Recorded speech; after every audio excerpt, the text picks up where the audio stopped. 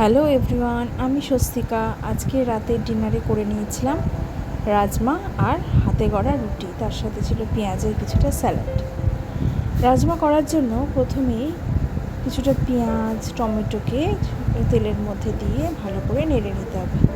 খুব simple process, কিন্তু খুবই সুন্দর খেতে হয় আর খুবই হেলদি রাজমাটা। আদা রসুন পেস্ট করে নিয়েছি, এদিকে রাজমাটাও সেদ্ধ করে নিয়েছি। মোটামুটি 4-5টা সিটি মেরে নিয়েছি, সকাল থেকে ভিজিয়ে রেখেছিলাম, 4-5টা সিটি মেরে নিয়েছি।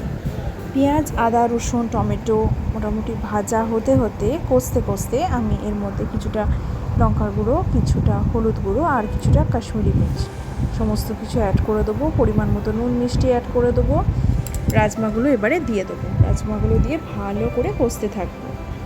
ভালো করে কষা হয়ে গেলে এর মধ্যে একটু জল অ্যাড করে দেবো। রাজমার কিছুটা স্টক অ্যাড করেছি আর কিছুটা প্লেন জল, পুরোটাই এর মধ্যে অ্যাড করে দেবো।